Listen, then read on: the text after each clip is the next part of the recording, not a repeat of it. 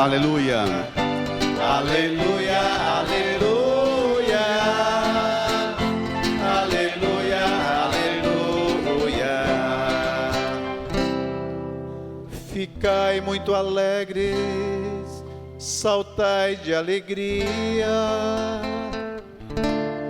pois tendes um prêmio bem grande nos céus.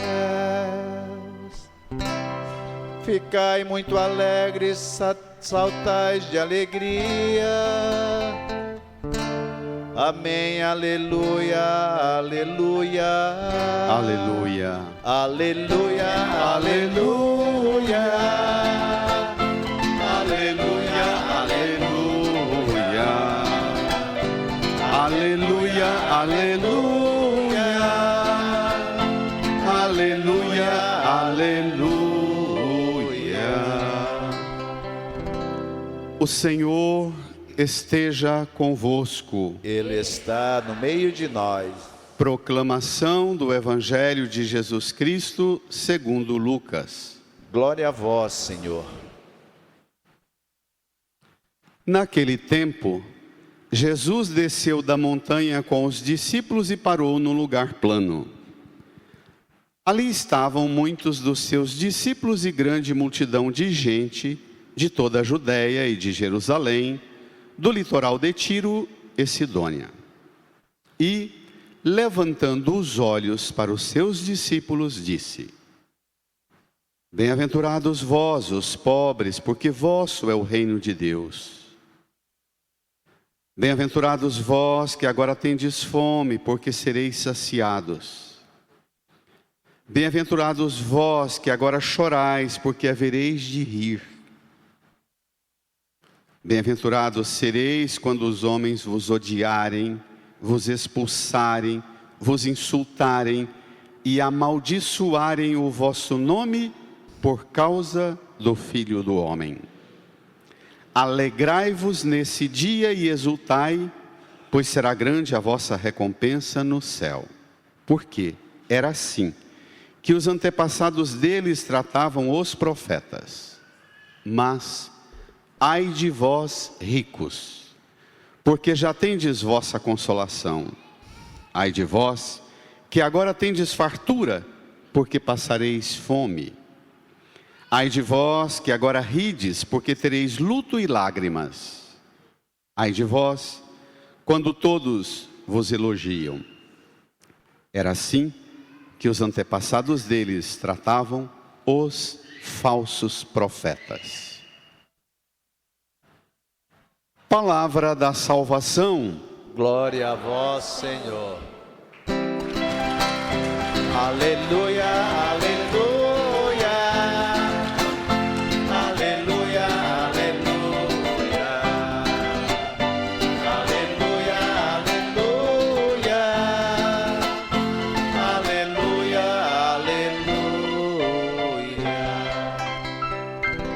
Nos recolhamos por um tempo em silêncio, na oração, sentados, no íntimo, rezemos ao Divino Espírito Santo, supliquemos o auxílio do Espírito, para que por ele alcancemos a plena iluminação por essa palavra, e ela se torne hoje, agora, um acontecimento de salvação para a nossa vida. Rezemos.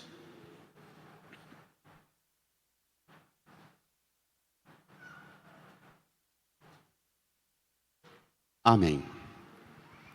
Irmãs e irmãos, estamos caminhando com Jesus através do Evangelho de Lucas. Chegamos hoje ao capítulo 6, versos 17, salta ao 20 e 26. Vamos lá? Preciso de uma introdução, depois do primeiro versículo lido. Naquele tempo, Jesus desceu da montanha com os discípulos. Leiam. E parou num lugar plano. Ali estavam muitos dos seus discípulos e grande multidão de gente, de toda a Judéia e de Jerusalém, do litoral de Tiro e Sidônia. Espere lá. Jesus desceu da montanha. parou num lugar plano. E gente da Palestina inteira, de toda a Palestina, multidão da Judéia, Jerusalém, Tiro e Sidônia, quer dizer de todo o mapa da geografia palestinense. Significa que a fama de Jesus espalhou. Ele estava na montanha fazendo o quê?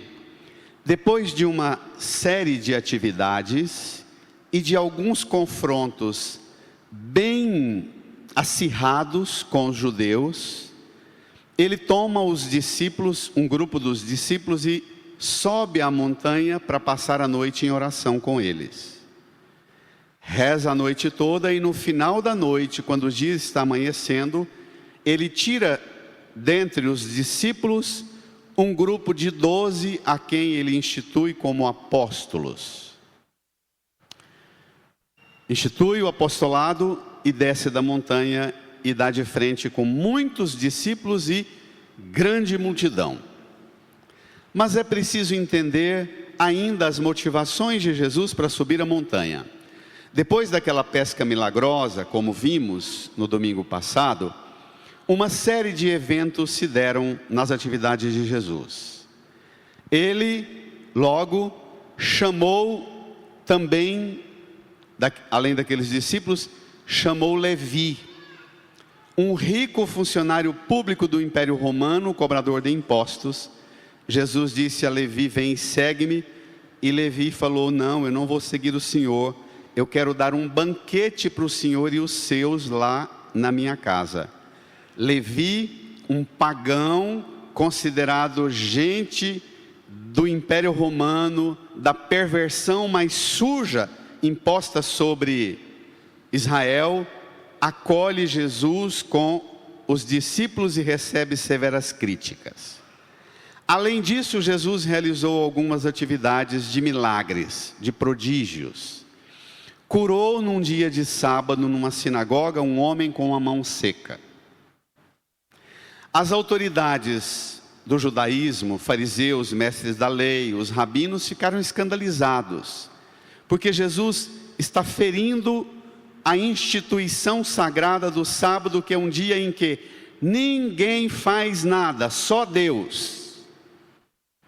Era proibido severamente alguém fazer alguma coisa no sábado, ainda que fosse fazer o bem, como curar uma pessoa que estivesse portando uma deficiência. Jesus curou. Ainda realiza alguns outros sinais. Você viu aí que nós estamos no capítulo 6, versículo 17, aí a gente salta o 18 e o 19. Só te dou uma nota rápida. Diz o texto nesses dois versículos omitidos assim, que a multidão se apinhava ao redor de Jesus, querendo tocar nele, porque uma força saía dele e ele curava todos. Pronto. É nessa dinâmica da atividade de Jesus, de uma popularidade enorme no meio das multidões, mas de uma rejeição ferrenha diante das autoridades religiosas do judaísmo, é diante desta rejeição, deste conflito, que termina uma das narrativas do milagre de Jesus, num milagre que ele realiza, que termina assim.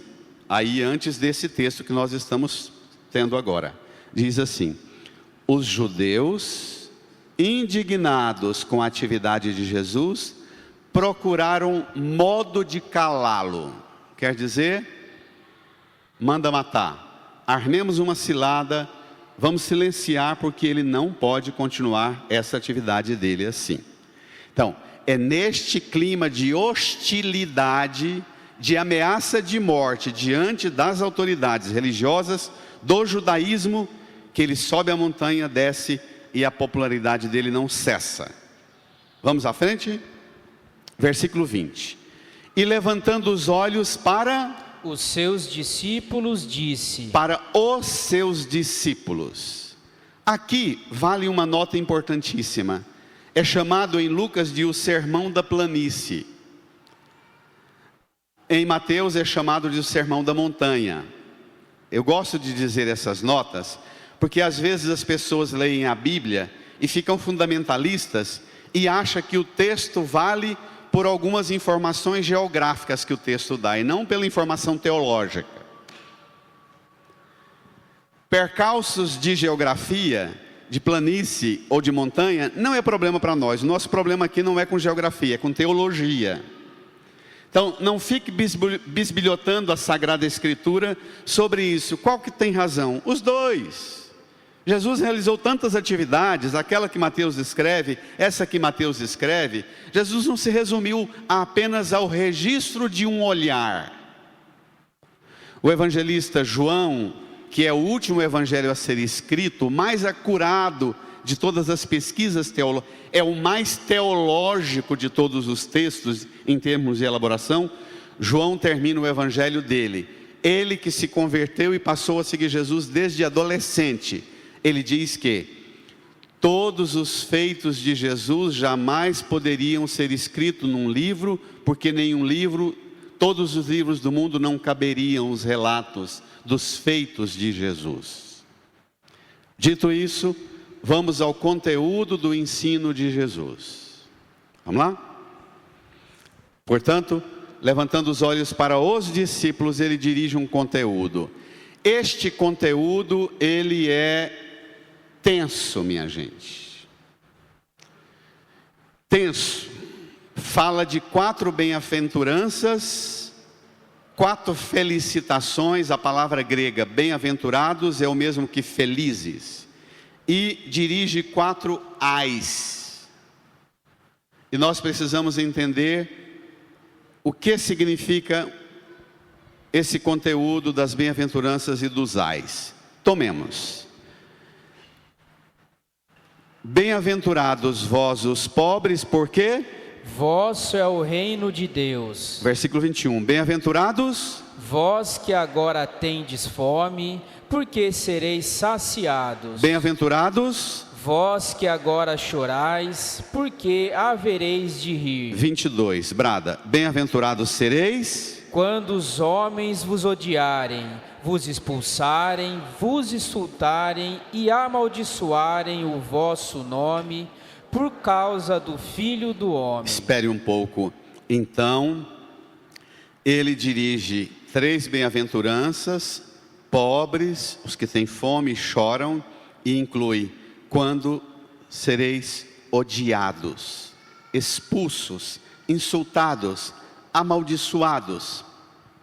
Ele está falando de quem? Pela introdução que eu acabei de dar. Ele está falando de quem? Não está falando de apóstolo, coisa nenhuma. Ele está falando de quem? Dele. Ele está se auto-apresentando. É ele. Esse é o problema nosso. Bento XVI diz que se alguém lê as bem-aventuranças e não encontra nelas uma auto-apresentação de Jesus, não entende a Bíblia, não entende o resto do Evangelho. Ele está se apresentando aos discípulos, dizendo: moçada, vocês estão empolgados me seguindo, vocês estão impactados pela lógica do resultado dos prodígios, milagres, sinais e ensinos que eu dirijo, mas põe um ponto e vírgula e acrescentem: estão vindo todos esses feitos prodigiosos do reino, mas moçada, aguardem, virá pobreza, fome, choro e ódio. E se continuarem me seguindo, continuarão a descobrir caminhos e etapas de profunda rejeição. Não é uma profecia sobre os apóstolos, não. É um anúncio do que ele está vivendo e apresentando aos discípulos uma prontidão mais madura, mais refinada. Sai desse segmento de Jesus, esse segmento raso, que entende as coisas pela superfície, aprofunda, alcance um conhecimento mais amplo de quem ele é, e ele se apresenta para dizer isto: preparem-se. Pronto, dito isso, termina ele falando, versículo 23: alegrai-vos nesse dia e exultai, pois será grande a vossa recompensa no céu. E termina dizendo por quê? Era assim que os antepassados deles tratavam os profetas. Os profetas eram tratados assim. Os antepassados deles quem? Das autoridades religiosas do Império Romano, que já emitem sinais de uma patrulha de fiscalização do comportamento de Jesus. Já instituem uma campanha de difamação e de preparar para levá-lo à cruz. Jesus diz: não se incomodem, porque era assim que os antepassados deles tratavam os profetas. Jesus coloca-se e coloca os discípulos na linha do profetismo que surgiu a partir da instituição do templo. Quando Davi constrói o templo em Jerusalém, o ano 1000, quando Davi construiu o templo em Jerusalém, Israel tinha no mínimo 5 montes de culto, com santuários improvisados, muito ao estilo de religiões agrárias, de religiões de cultura rural. Davi sobe ao poder, proíbe o culto nos montes, constrói um templo em Jerusalém, diz a partir de agora: um só trono, uma só terra e um só templo. 3 T's: um só trono, uma só terra e um só templo. Acabou esse tanto de culto por aí. E Davi institui o único culto em Jerusalém, e os estudiosos de Sagrada Escritura, chamados de profetas, começam a ver que o culto de Jerusalém e do templo começa a sofrer umas certas mutilações. Quer dizer, é um culto que se aproxima mais de campanha política para trabalhar a estima do rei, do que um culto dirigido a Deus. O rei põe a máquina religiosa a serviço da campanha. Vocês estão entendendo o que eu estou falando? Está recordando as leituras que vocês fazem de notícia no jornal? O rei põe a máquina religiosa a serviço da campanha política, de ser aprovado, estimado por todo mundo. O templo se converte nisso. Então, surge um movimento vigoroso da linhagem profética, que são aqueles que têm coragem de apeitar tanto os reis quanto as autoridades religiosas do templo. Isso vai crescer, crescer, crescer. O ápice dessa crise é a campanha de Israel, bem mais tarde, em 740, 730, 720 a.C., quando a Síria começa a planejar a invasão do reino da parte norte de Israel. E depois da Síria vem os babilônios, depois dos babilônios vem os persas, depois dos persas vem os gregos, depois dos gregos vem o Império Romano, e é uma sucessão de invasão atrás da outra. Mas a campanha mais violenta é com Antíoco IV, um grande líder do Império Helênico, que empreende uma campanha de eliminar os profetas que faziam críticas ao Império Grego e às lideranças religiosas de Israel. Mata, cala. Jesus põe a ele e os apóstolos e os discípulos na linhagem dos calados pelos sistemas políticos da história. Vocês estão entendendo de que é que o Evangelho está falando? Estão? Se não, peça ao Divino Espírito Santo, porque tem que alcançar essa leitura.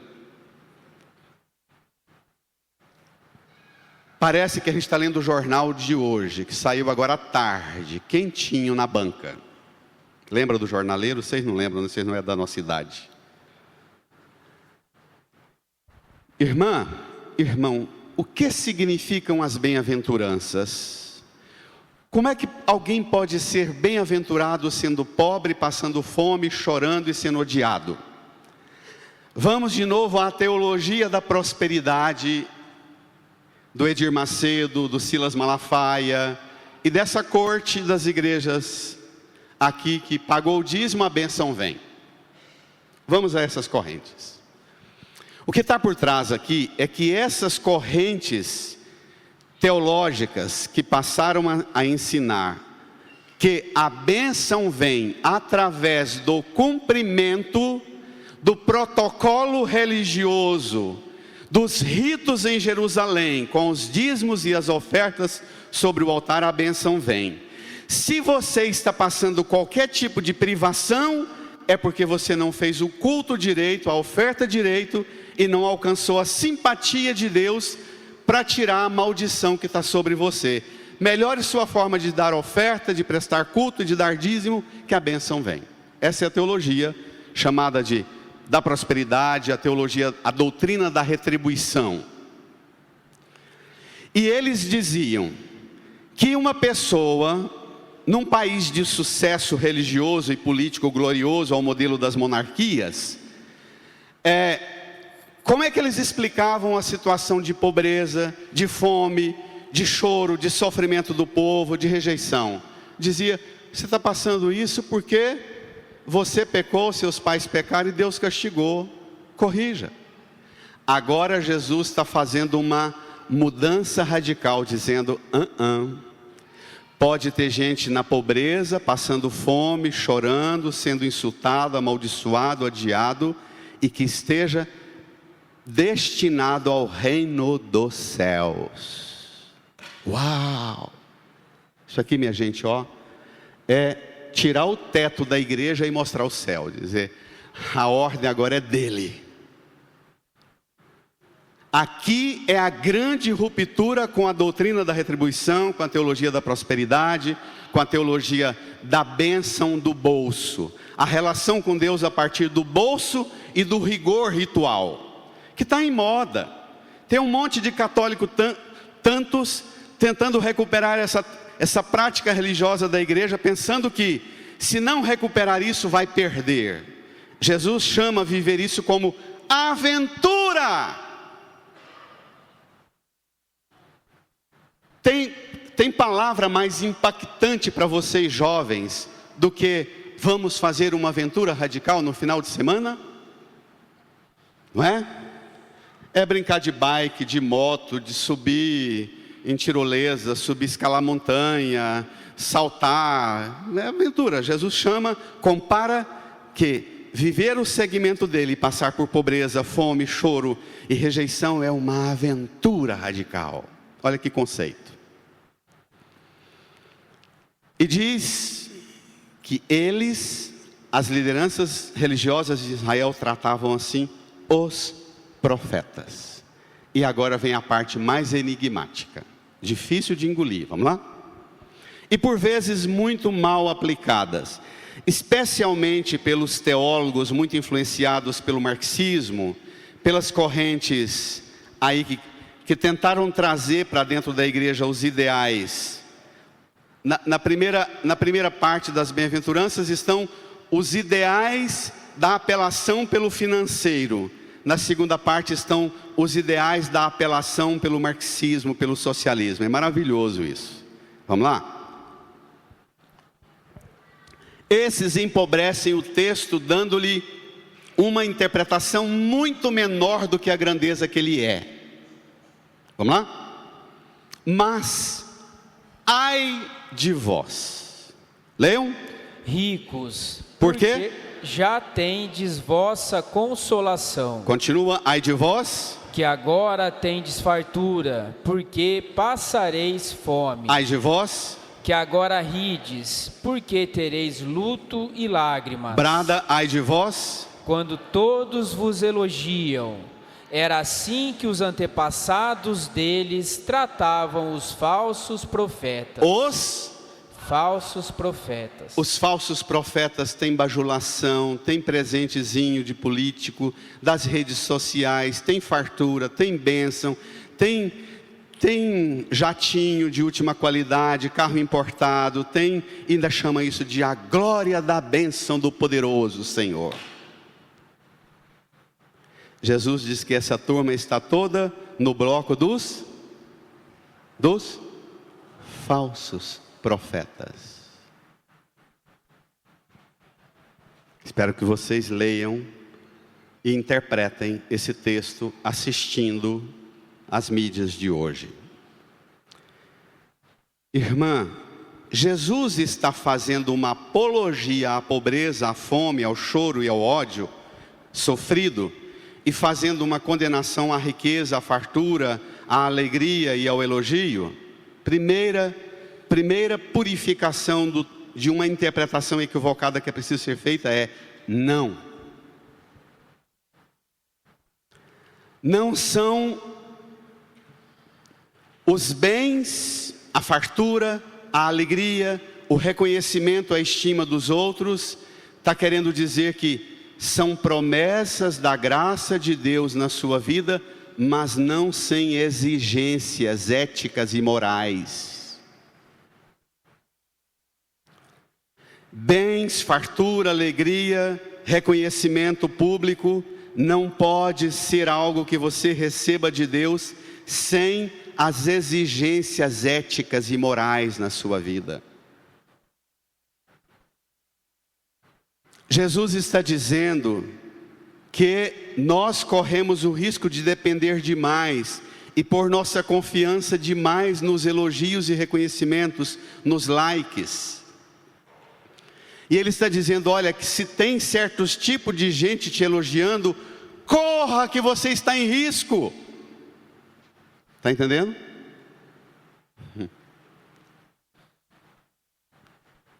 Ao contrário, se tem certos tipos de gente te perseguindo, te caluniando, te injuriando, diga: obrigado, Senhor, estou no caminho certo. Só não cometa a besteira de, para ser pobre, passar fome, chorar e ser odiado, é preciso que seja por causa do Filho do Homem, e não por causa das minhas e das suas ambiguidades. Porque tem um monte de gente picareta.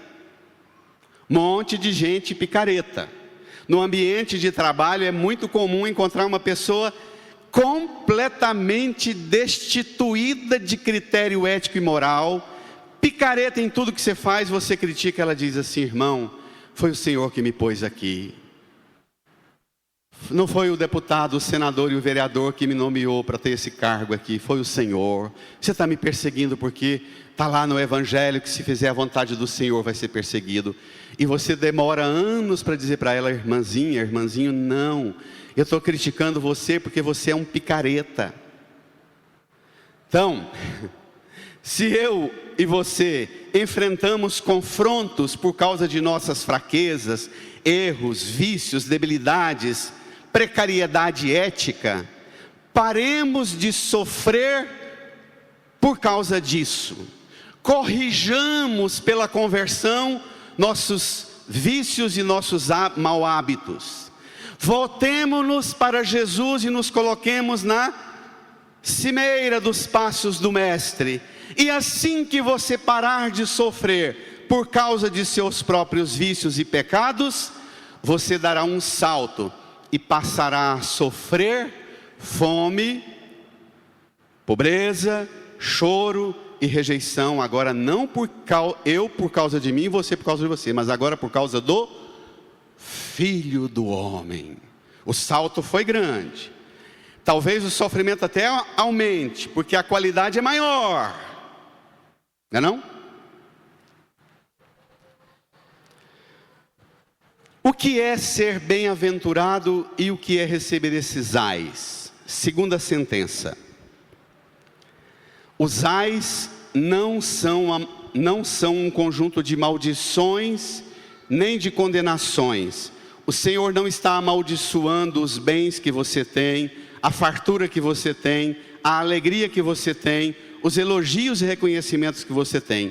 Ele não está amaldiçoando e nem condenando. O que Jesus está dizendo é, Ele faz um grito de queixa, de reivindicação, dizendo para você o seguinte: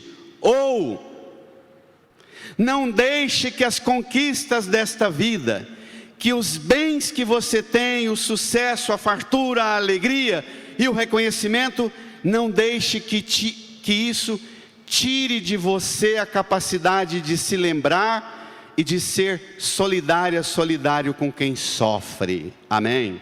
Amém.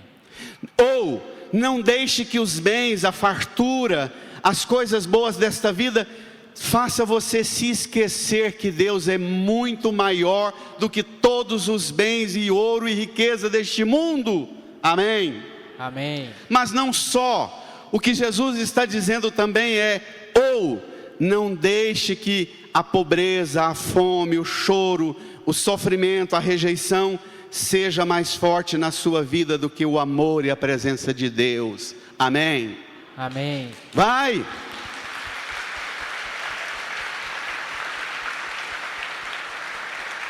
Não permita que a sua vida seja regulada pelo que vem de pior e diga: pronto, agora é por aqui. Ou pelas conquistas do melhor, você chuta o balde, esquece todo mundo e diz: agora isso aqui me basta. Não permita que nem as piores provações, privações e as melhores farturas tire você da centralidade única e que nada nem ninguém deve ocupar na sua vida e no seu coração, o lugar que só Deus mesmo pode ocupar. Amém? Amém. Esta é a centralidade da palavra. Isso aqui não é um panfletinho de porta de rua fazendo campanha para um engajamento de ficar a favor ou contra categorias sociais de pobre e de rico. Isso aqui é para alcançar uma envergadura, uma estatura de gente que tem coragem de fazer um avanço ainda mais ousado. Rapidamente na primeira leitura, vem comigo.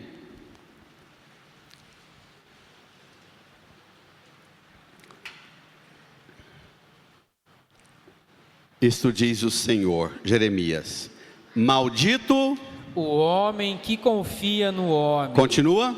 E faz consistir sua força na carne humana. Desce lá no versículo 7. Bendito o homem que confia no Senhor, cuja esperança é o Senhor. Então, maldito o homem que põe sua confiança no sofrimento que passa e diz: não, porque eu estou sofrendo, Deus quis assim. Maldito o homem que põe sua confiança no sucesso e nas glórias deste mundo. E maldito o homem que põe sua confiança num outro homem ou numa outra mulher. Maldito.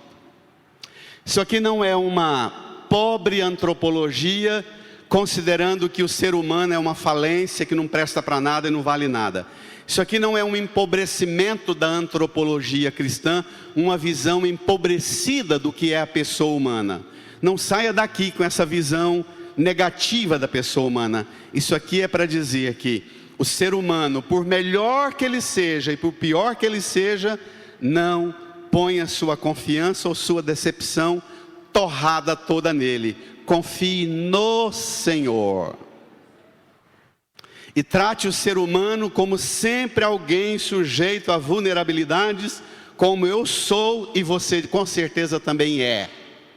Amém?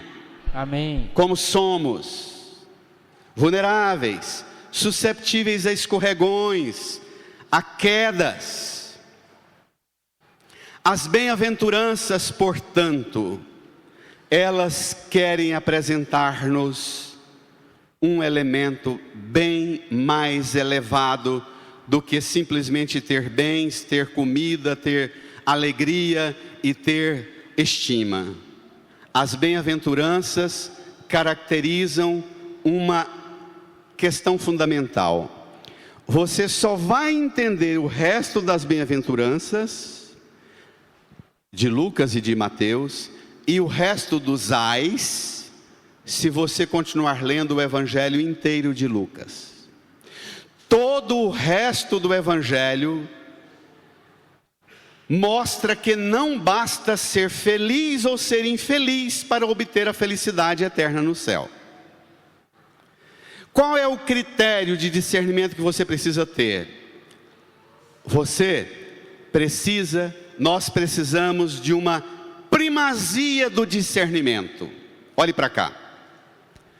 Você hoje olha para a sua vida. Faça a lista hoje, agora. Para quais situações você se encontra pobre, faminto, com lágrimas, chorando e enfrentando ódio? Para quais situações você tem bênçãos, riquezas, bens, fartura, alegria e elogio? Pegue essas situações, essas realidades que você hoje enfrenta, concreta, do melhor e do pior. Pegue essas situações, coloque-as à luz da situação salvífica que Cristo oferece.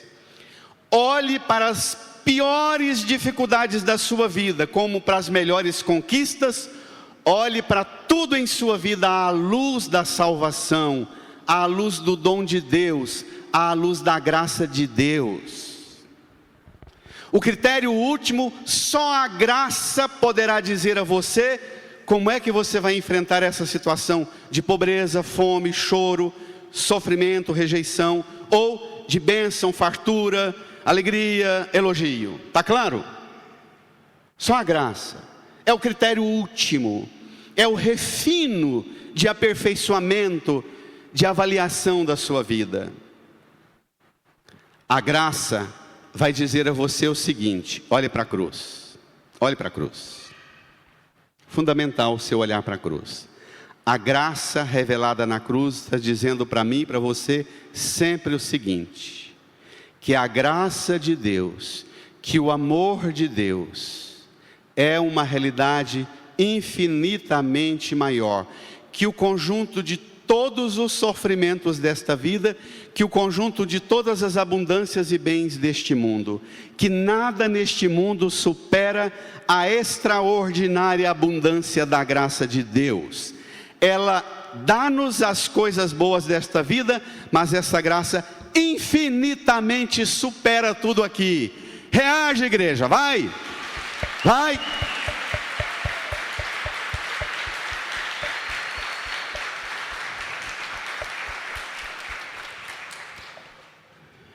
Dito isso, é importante fazer a seguinte pergunta: por acaso Deus olha para você e deseja que você seja um cristão que não busque e não anseia por felicidade? É possível ser cristão sem ter anseio e desejo de felicidade?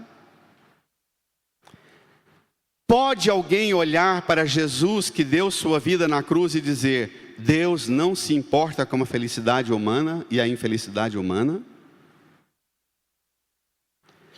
O critério que distingue é o seguinte: as bem-aventuranças são diferentes das leis, que Paulo vai dizer: o Espírito que dá vida, a lei mata. Porque a lei impõe de fora, impõe regra e normativa comunitária, social, da religião, do Estado, principalmente quando une Estado e religião. Aí é que a lei fica mais violenta, porque ela comete todos os erros usando o nome de Deus. Esta reaproximação do Estado com o cristianismo, sem uma instituição forte que diz ao Estado se ele corresponde à ética cristã, é o maior perigo e desvio de todas as desordens da história do cristianismo. Porque é dar àqueles que usam o nome de Deus para se imporem e dizer: é Deus que quer. A lei mata, o Espírito que dá vida. Portanto, ser um bem-aventurado é ser uma bem-aventurada. Olhe para a cruz. A bem-aventurança, ela não vem de fora para dentro de você, não se impõe. A bem-aventurança é uma força vital que brota do interior do seu coração, que brota das entranhas do seu ser, que chega ao conhecimento da face de Deus, que brota da sua experiência do amor, do dom e da graça de Deus, que em Jesus não é outra coisa senão um amor perto de você. As bem-aventuranças são uma mina de água que brota na terra do seu coração, para fazer brotar a palavra e frutificar a palavra. As bem-aventuranças indicam a você um espírito que anima você a seguir Jesus. É impossível ser cristão se não se ocupar e preocupar com a felicidade própria e com a felicidade dos outros e de todos. Está claro? Todo ser humano anseia por felicidade. Todos nós buscamos a felicidade. Se não tem, luta para encontrá-la. Se tem, luta para não perdê-la. Se perde, batalha para reencontrá-la. Quando a reencontra, determina que não irá perder mais.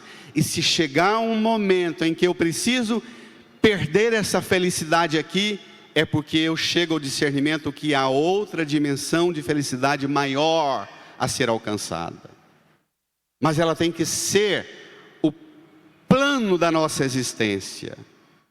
Por trás de toda batalha humana, de você pai e mãe que luta por seus filhos, que levantam a segunda-feira bruta, que enfrenta cargas pesadíssimas de desgaste, de confronto, está o seu anseio de felicidade, de bens, de sustento, de alegria, de amor para você e para os seus. Não tem?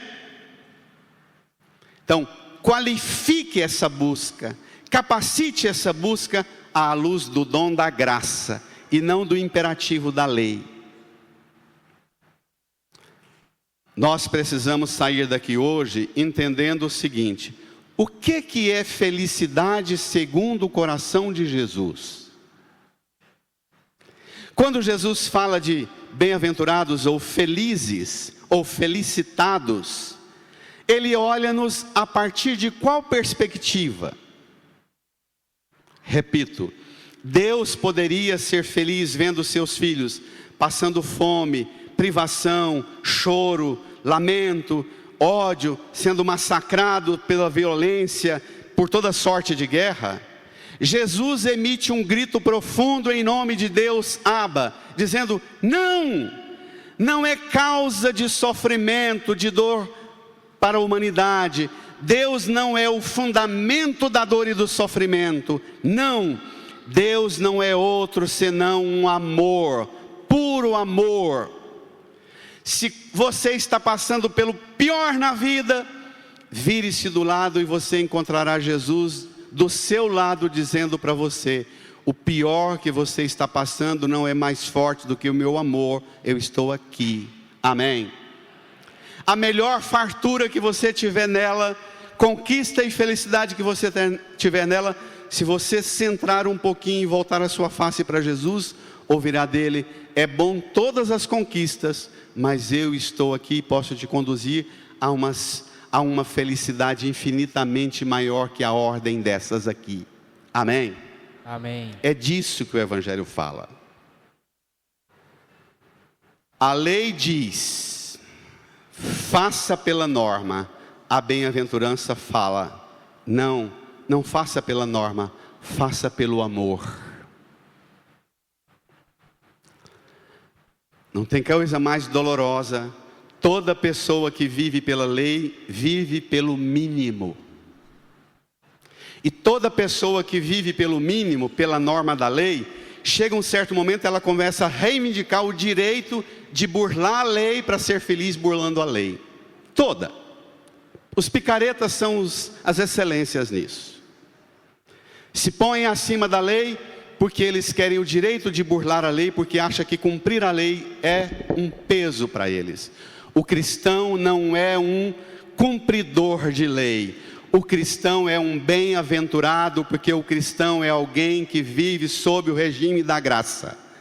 A graça faz o que a lei manda, mas é infinitamente mais do que a lei manda, porque a graça determina uma realidade que nem precisa de lei, porque ultrapassa no transbordar do amor de Deus. Amém? Amém. Vai, reage.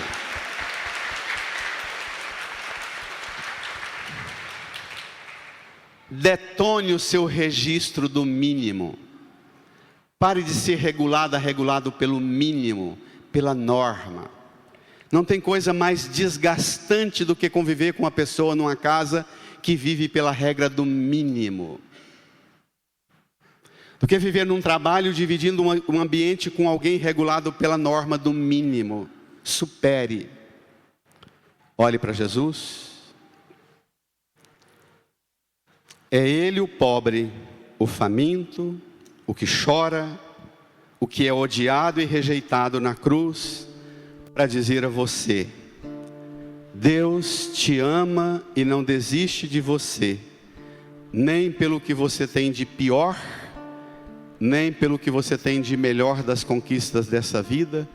Deus te ama e eu sou capaz de pagar um preço de fome, de sede, de lágrimas, de rejeição, de ódio, só para dizer a você que o Pai te ama e Ele é bênção, graça, felicidade e fartura de bênção na sua vida. Incline a sua cabeça. Dirija ao Senhor uma palavra profunda, corajosa, sincera, se dispondo a caminhar com Ele, segundo o regime da graça, do transbordar da graça que a cruz te dá a oportunidade de viver. Renove sua aliança com essa graça, com esse amor. Enche-me, Senhor, com teu Espírito, e minha alma reviverá. Enche-me, Senhor, com teu Espírito, e minha alma reviverá. Para te adorar, para te louvar, enche-me, Senhor Jesus. Para te adorar, para te louvar, enche-me, Senhor. Restaura-me, Senhor, com teu Espírito. Canta. Restaura-me, Senhor, Um pouquinho mais com suave. teu Espírito, E minha alma. e minha alma reviverá. Restaura-me, Senhor. Restaura-me, Senhor, com teu Espírito, E minha alma reviverá. e minha alma reviverá. Para te adorar. Para te adorar, Fiquemos de pé. para te Canta. louvar. Eleve as mãos para a cruz. Restaura-me, Senhor Jesus, Para te adorar. para te adorar, para te louvar. Restaura-me, Senhor Jesus. Reze comigo. Senhor Jesus. Senhor Jesus, Sim, eu creio sim, eu creio firmemente nesta palavra firmemente nessa palavra que o Senhor hoje que o Senhor dirige a mim dirige a e a nós. e a nós. Eu acolho, Jesus. Eu acolho, Jesus. O Senhor é o bem-aventurado do Pai. O Senhor é o bem-aventurado do Pai Enfrentou que enfrentou fome, fome, miséria, miséria, sofrimento, sofrimento, sede, sede, ódio, ódio, para revelar ao mundo para revelar ao mundo a face do amor a face do e amor da graça de Deus. e a graça de Deus. Obrigado, Jesus, Obrigado, Jesus, por me convidar por me convidar a tomar parte a tomar parte neste amor neste e nesta graça e nesta graça que o Senhor oferece que o Senhor oferece sempre sempre para a nossa vida. para a nossa vida. Obrigado, Jesus. Obrigado, Jesus. Eu serei Eu serei um bem-aventurado, bem-aventurado, seguindo os passos do Senhor, seguindo os passos do transbordando a graça de Deus Senhor, transbordando a graça de Deus na minha vida, na minha vida, nas minhas ações, nas minhas ações, nas minhas decisões, nas minhas decisões, nas minhas obras, nas minhas nos meus obras, empreendimentos nos meus empreendimentos e até nas minhas provações. e até nas minhas Obrigado, provações. Jesus. Obrigado, Jesus. Põe a mão no seu coração, incline a cabeça, dirija ao Senhor um louvor, um agradecimento por tudo que dele você recebe, pelo dom precioso de ser uma bem-aventurada, um bem-aventurado da graça transbordante. Obrigado, Jesus. Te louvamos, te glorificamos. Amém. Sempre, por tudo que do Senhor recebemos. Amém, Jesus. Amém. Transborde, dirigindo a quem está do seu lado com um abraço carinhoso, deseja a paz de Jesus. A paz, saudai-vos. Vejo manifestar o poder de ação dos seus lábios. Eu vejo estar o sorriso de um irmão. Toda vez que eu te abraço e aperto a sua mão, dentro do... Vamos cantar, solta. Quero te dar a paz.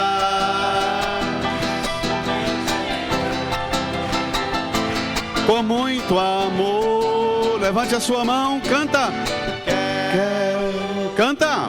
Te dar a paz. Mande essa paz para o mundo, Do meu Senhor. para sua casa, para o trabalho, para a escola. Muito amor. E termina com uma salva de palmas para Jesus. Palma pra Jesus. Brada! Palma pro Senhor. Palma pra Jesus. Palma pro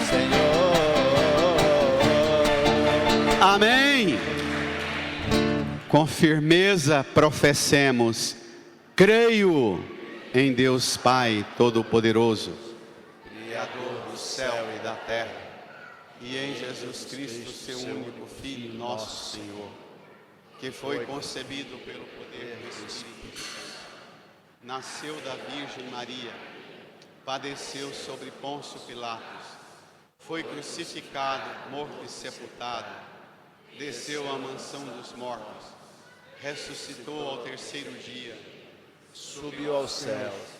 está sentado à direita de Deus Pai Todo-Poderoso, donde há de vir a julgar os vivos e os mortos.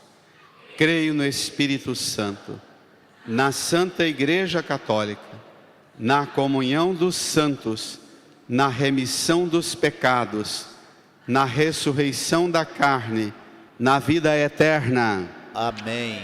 Amém. Amém. Entendeu, né? Entendeu? Então senta e oferte a sua vida, porque essa semana vai ser só transbordar de graça.